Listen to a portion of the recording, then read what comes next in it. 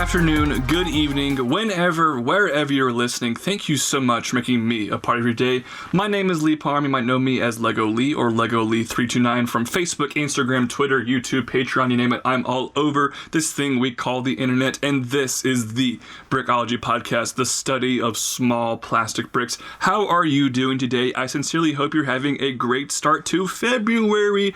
That is correct. We have made it officially through an entire month of 2021. And we're mostly unscathed. There was some interesting parts of January, but for the most part, I think we're okay. And hopefully the year continues to improve and can ultimately be better than whatever the heck 2020 was. And one great thing about 2021, to brag about myself, is Brickology is back, and this is the third straight week I'm doing a podcast. I believe this is the first time I'm doing 3 straight episodes of Brickology since like October, September, which is extremely exciting. Now, I do apologize. I don't have a great recording setup at my apartment. There are people above me that are incredibly loud for no reason, and my computer hates me apparently and is just overheating for literally no reason, even though I'm not doing anything on my computer besides reading my script. Okay, take a deep breath, Lee. A little rant out of the way. So hopefully some of my editing magic will make it sound okay, but if the audio quality is not up to par with the rest of Brickology,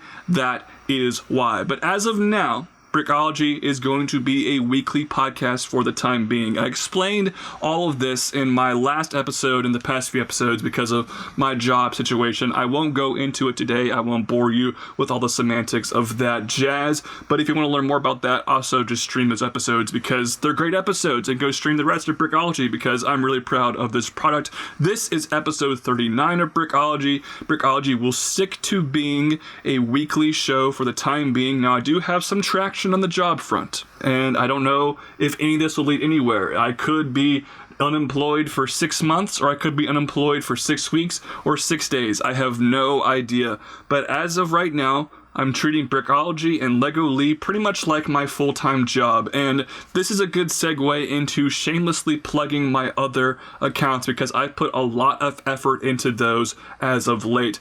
Go follow me on Instagram. I literally post daily over there. My Instagram has been blowing up lately. I love where that account is at. Check me out on Insta.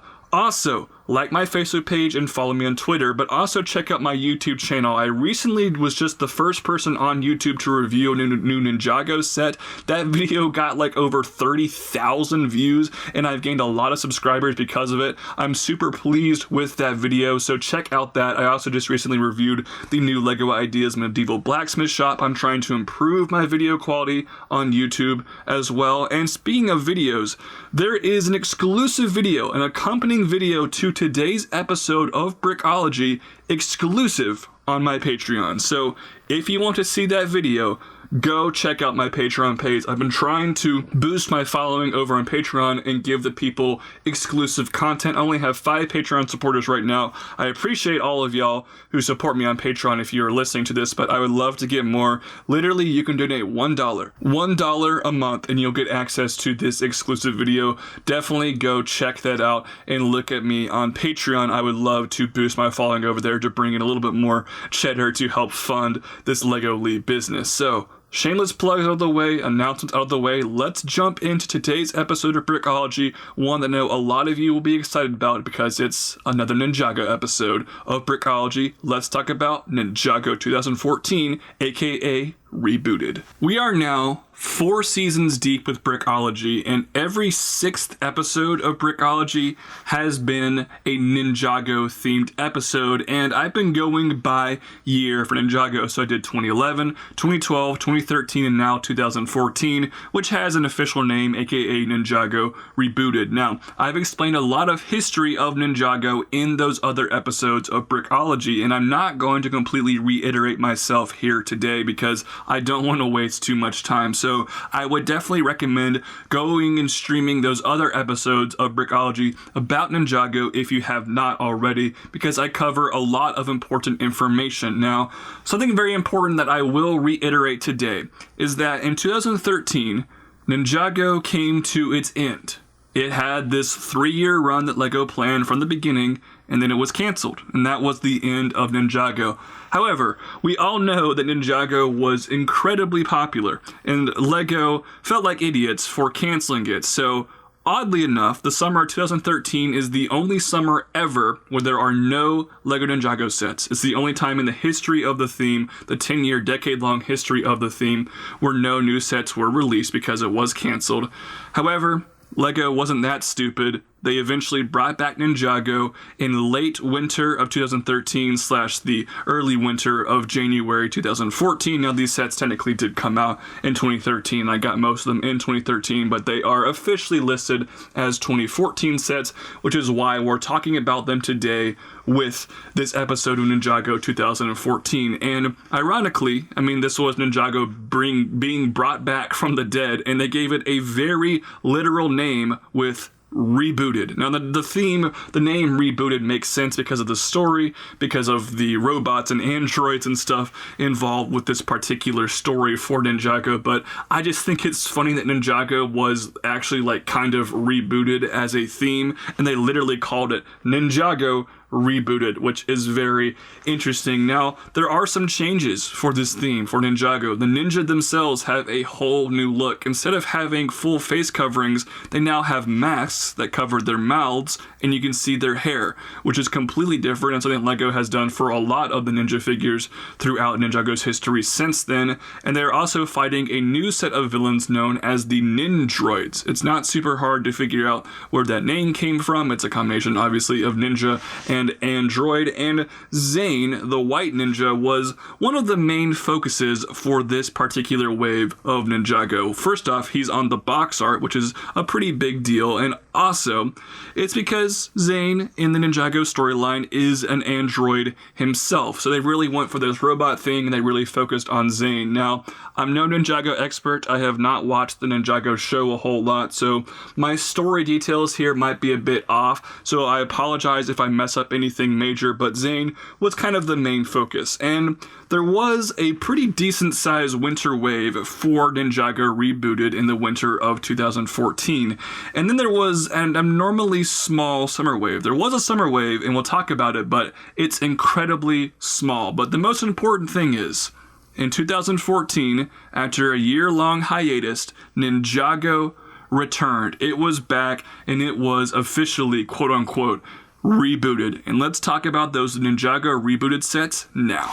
So like I said, the winter wave was technically released towards the end of 2013. I actually got some of these sets in November 2013. I believe their official release date might have been December 1st, 2013, but they are officially listed as 2014 sets. And the smallest set from this year for Ninjago was the 1199 79-piece set known as the Hover Hunter. Now, the figures included with this set, first off, you get Cole, who included the green Techno Blade. The Techno Blade is the MacGuffin chase collectible item of this wave of Ninjago. Very, very typical for the theme, and it has a pretty cool mold. It's a transparent green color. It looks pretty cool, and the piece does have a stud attachment on the end, so it can attach to different sorts of weapons, which you will see throughout this line. You also got a Ninjroid in this set. Now, the Ninjroid included here was kind of lame. It pretty much just had a torso and a face print, but it was a bald headpiece. It didn't have any other additional details. Other Ninjroids from this theme do have additional details, which is very cool, but this one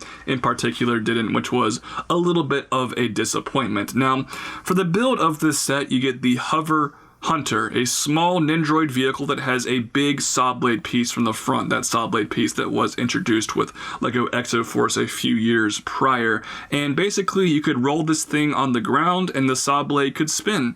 A very simple but effective play feature. There were also some flick fire missiles on the side and a seat for your Ninjroid at the back. And this thing was built in the Ninjroid color scheme, which is black, silver, gray, purple, with accents of transparent red. A very cool and evil looking color scheme that I definitely liked for this year for the villains of Ninjago. But honestly, the Hover Hunter was nothing to write home about. It was kind of an ugly build. It was, of course, a very cheap set, and I do love cheap sets, but for the most part, it was fairly underwhelming.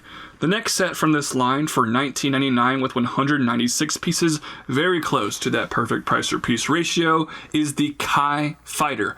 The figures included with this set are, shocker, you get Kai, who includes the red Techno blade. You also get a Ninjroid. Now this Ninjroid, unlike the last one, actually does have a headdress piece. It's a brand new mask piece, and it kind of looks like the robot cyborg version of the Ninja mask. Looks very similar to the old Ninja mask that was introduced in 2012, but it has like a robot eye on one side. A very, very cool mold. As for the build of this set, you only got the Kai Fighter, which I have to believe Kai Fighter is a pun of TIE Fighter from Star Wars, right? This was an airplane for Kai in red, black, and gold, and honestly, it had a pretty odd design. It doesn't look super aerodynamic. I don't know too much about the physics and engineering of airplanes, but something about this one doesn't look like it should be able to fly. It did have these wings at the back, and the wings were kind of angled in like an axe shape. It's hard to explain, like an arrow almost, and I don't know, something about this doesn't seem like it'd be super aerodynamic. Now you could actually make the wings fold out a little bit to get this thing more of a Y shape with a pretty cool mechanism at the back, so that was a cool play feature. In addition, there were some flick fire missiles on top. Also, this was a very large build. I remember getting this set back in the day and being impressed with the size of this vehicle for a $20 set, but I still don't think it's a super attractive looking airplane. Now the next set that's also $19.99 with a little bit more pieces with 207 is the Overborg Attack.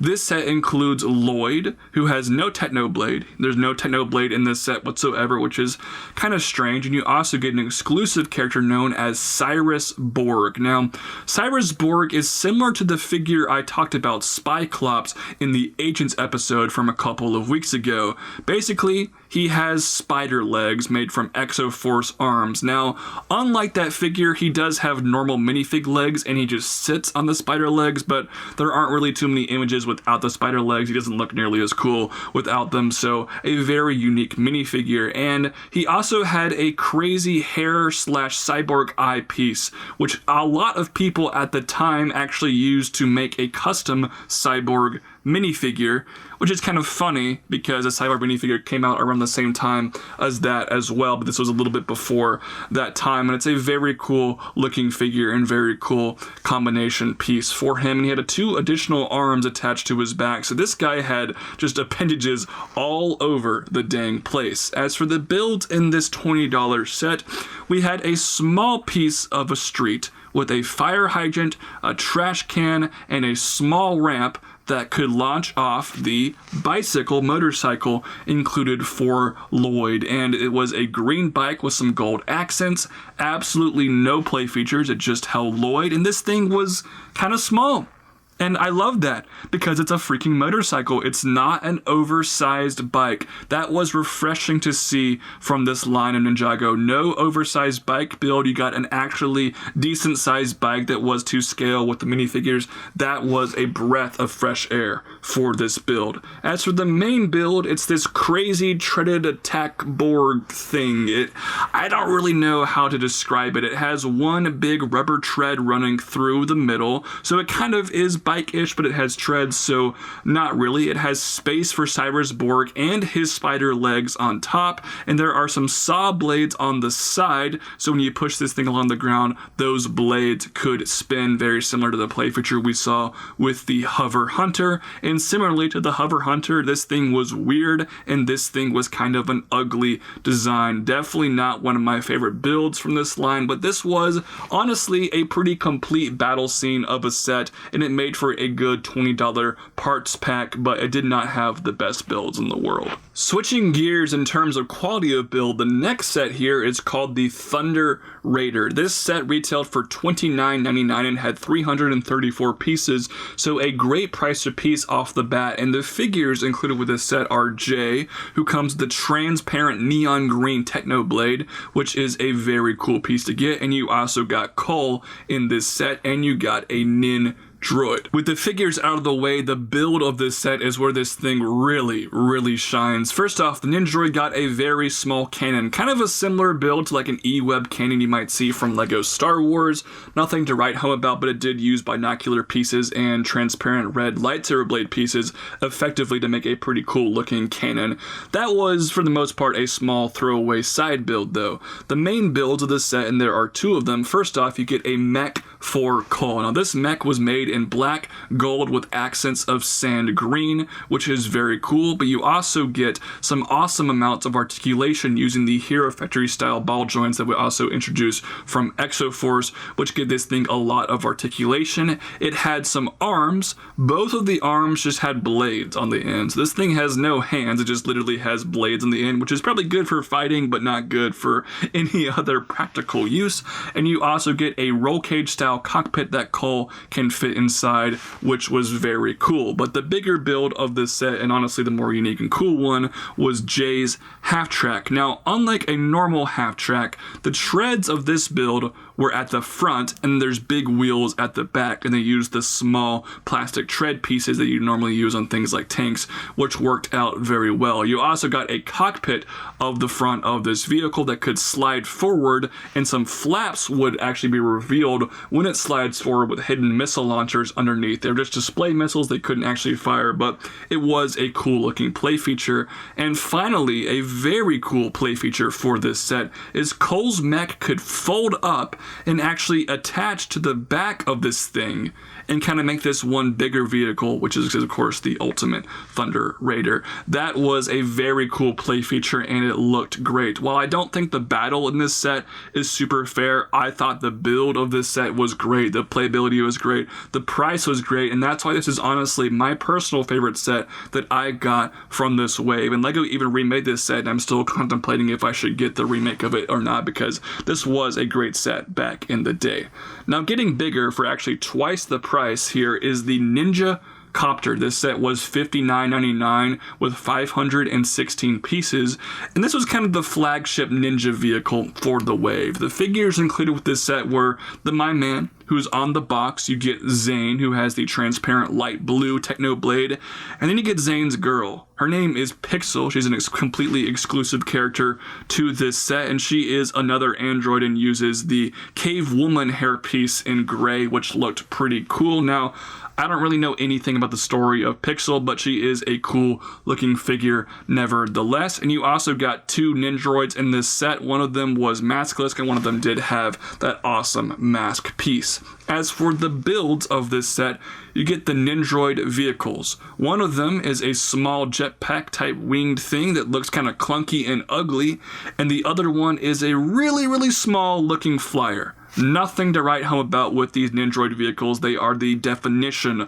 of small throwaway side builds. However, you get a big build with this set, and that of course is the Ninja Copter. Now, when you hear the word copter, you think helicopter, you think big rotor on the top with a small fin at the back and all that jazz.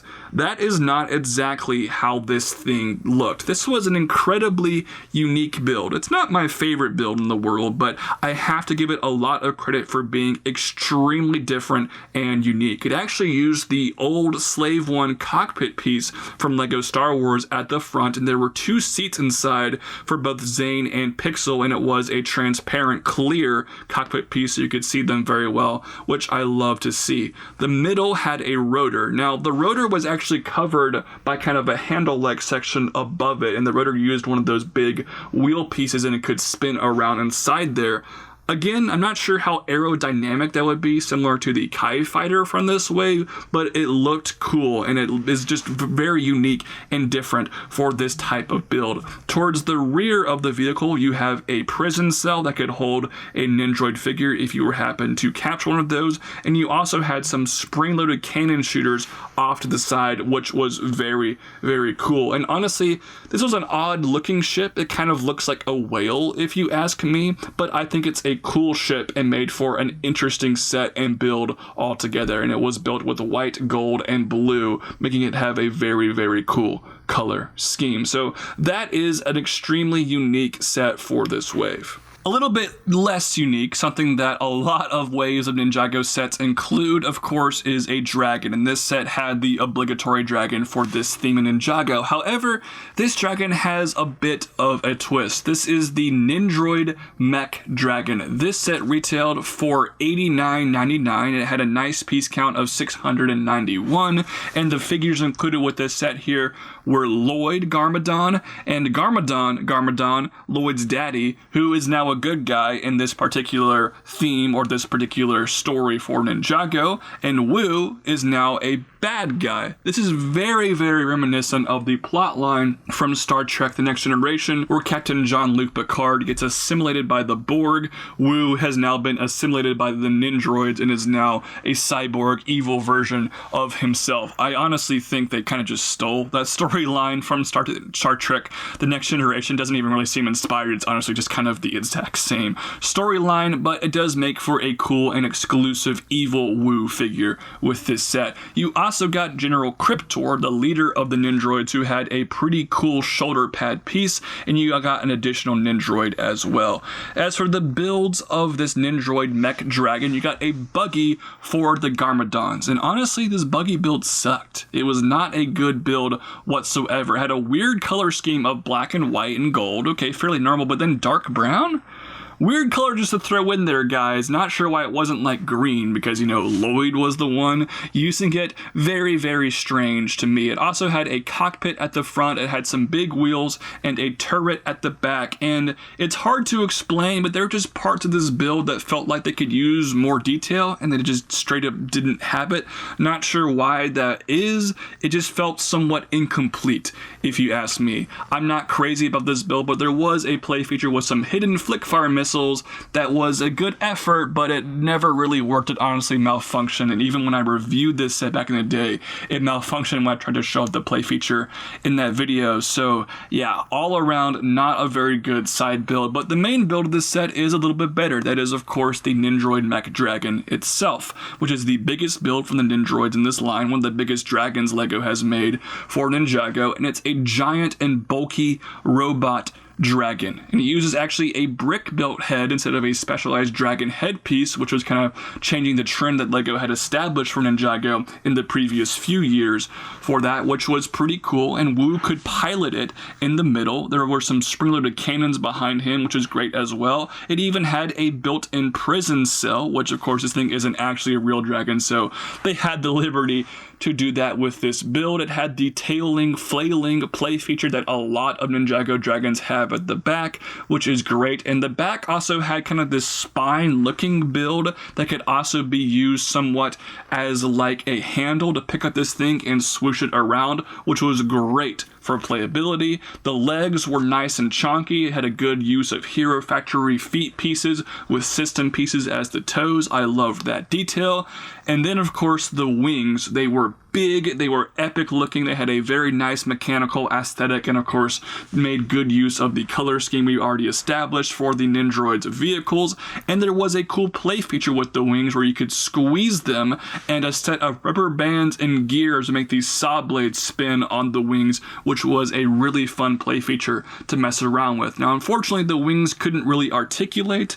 That was definitely an unfortunate thing, but besides that, it was a very, very cool looking build. And I actually have a fun little story to tell about my experience with this set. Amazon put this set up on their website super early for no reason. Just like one day, Amazon randomly put this set up.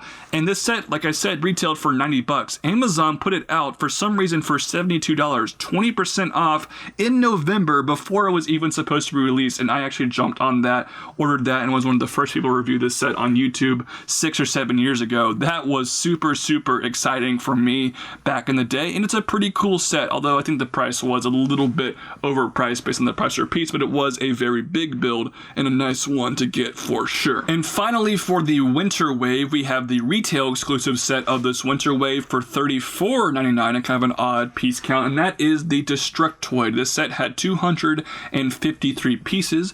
The figures included here are Zane, once again with the exact same Techno Blade from the Ninja Copter set. You also got General Cryptor again in this set, and then you got the Min Droid, so a mini Nindroid, and is simply just a Nindroid figure, but he had short little legs, which I thought was a pretty cute little added detail. As for the build of this set, you got the Destructoid itself. It's this weird tank-like mech thing that has two sets of treads on the bottom. It had a disc shooter in the middle, which was a pretty cool play feature. There were some printed disc pieces included, and the top section had like a cockpit control station, and kind of like a tank's turret, it could rotate around, but instead of having a gun, it actually had two robot arms, one of which had a sword and one of which had a big spinning saw blade. And this thing was weird looking, but I just distinctly remember loving the build of this set and having a ton of fun with this design in particular. It's so out there that I think it just works, and I really liked this set back in the day.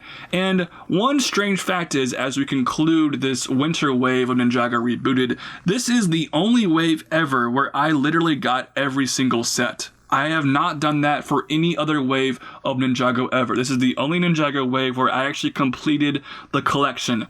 And the funny thing is I actually got 0 of the sets in the summer that we're going to talk about here in just a second, but I did really like this wave of Ninjago, and I think I was just kind of absorbing the hype of Ninjago being rebooted and being brought back at the time. So now let's talk about the summer wave for Rebooted, which oddly enough only had 2 sets. The rather disappointing lack of sets, only having 2 sets for this summer wave, I believe makes this the smallest official wave of Ninjago LEGO has ever produced. I'm not sure why this wave only had 2 sets, but here we are. Now the sets for this wave, first off, we have the X1 Ninja Charger. This set was $39.99, had 426 pieces.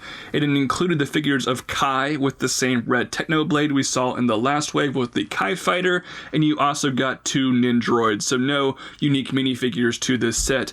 However, the Nindroid, one of them got a jetpack looking glider thing that used katanas as the wings, which was a fun little detail, and you also got a small vehicle very, very similar to the Hover Hunter set, just kind of a smaller version of the Hover Hunter using that exact same saw blade piece. Man, the Nindroids are obsessed with their saw blades in this wave. They just have saw blades on pretty much everything they use, which I find kind of funny. You also get a small little flying drone for the Nindroids as well, which has blades as wings. So lots of cool little details to kind of help boost your Nindroid army. But as for the main build of this set, the X1 Ninja Charger itself, this thing is what I would describe as a big old red car. It is a very, very red car that is big. It is way too big for one single figure to be using. I would say it's honestly a comically oversized vehicle. The back had this interesting play feature where it could flip up and it revealed a missile launching system, which was pretty cool.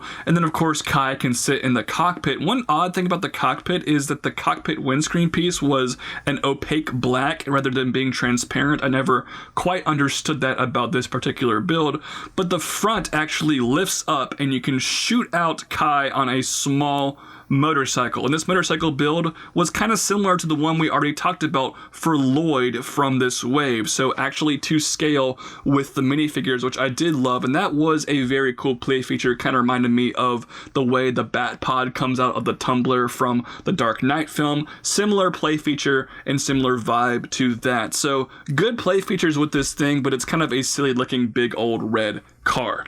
Now, there's one more set we're going to talk about that is by far the biggest set from 2014 for LEGO Ninjago, and that is the set known as Battle for Ninjago City. This set was $119.99, and it had 1,223 pieces. The figures included with this set here were Jay, Zane. Zane had a very cool specialized shield piece just for this set. You got Lloyd, you got Nia finally being included with one of these sets. You got 3 Nindroids, and then you got the Overlord, who is a bigger villain for this wave. And the builds for this set, the Overlord himself actually got a walker. It was a tripod style 3-legged walker with a middle spot for the Overlord to stand. He had some creepy details, really cool color scheme with like gold and purple, lots of transparent purple as well. he looked very cool in this walker. And you also had some spring-loaded launchers at the back, which were introduced in the year 2014. I believe this was the first wave of Ninjago sets to incorporate the spring-loaded launchers into them, which was very cool to see. You got a jetpack glider build for Zane, which was pretty cool, and then you got the main build of the set, which was known as Ninjago City. Now, we've gotten a number of Ninjago City sets since then, which have a more city vibe. This really did not have a city vibe. Honestly, it was just a temple. It looked very similar to the Fire Temple from 2011, and I love these kind of ninja style temples. Those are some of my favorite builds from Ninjago, but calling this thing a city was not an adequate description of what the set actually is. But getting that little issue out of the way, we can appreciate this was what actually a very, very good looking build. It had a fantastic looking exterior with red walls and a dark green roof with a dragon head kind of in the center. I think the exterior of this design looked brilliant, and the inside had some great rooms as well. There was a prison cell, there was some storage for weapons, there's kind of a communications room with some computer screens. There's also some additional weapons for this thing with some spring-loaded launchers, the bigger kind hidden underneath sections of the roof, which was cool. And there's actually this catapult play feature where there was catapults on either side of the main tower in the middle of this build, and you actually had a wheel piece, like an actual wheel piece you'd see on a car, and by pushing that, it would launch both the catapults at the same time. Really clever mechanism. I liked that one quite a bit. The front even had some hidden entrances in the snow. There was a small gate and even a tree build that was kind of off to the side, and that tree build could connect with a string and a grappling hook from the main build, which made for more cool display and playability opportunities. Lots of good stuff with this set, and because of that, this was voted the best 2014 Ninjago Rebooted set. Now, like I said, I didn't get this set or the X1 Ninja Charger. I skipped this summer wave for some reason, so I can't really speak to how great this set was. I can only go on how it looks, and it looks very, very good, although, like I said, the name of Ninjago City does feel a bit misleading, but at least LEGO has made up for that with more recent LEGO Ninjago stuff. And that is all she wrote. This is a very small year for LEGO Ninjago. The Ninjago episode in Season 5 is going to get a lot more intense because 2015 has a lot more to talk about from LEGO Ninjago, and thank you so much for listening to today's episode of Brickology. 2015, of course, I say, will be out next season, and also, while you're at it, please go check out my YouTube channel for all those videos I mentioned, and go check out Patreon to see the accompanying video that goes with today's episode of Brickology. It is exclusive to Patreon supporters. Literally $1 a month will get you access to that. And thank you all so much for listening. I hope you have a fantastic rest of your day, and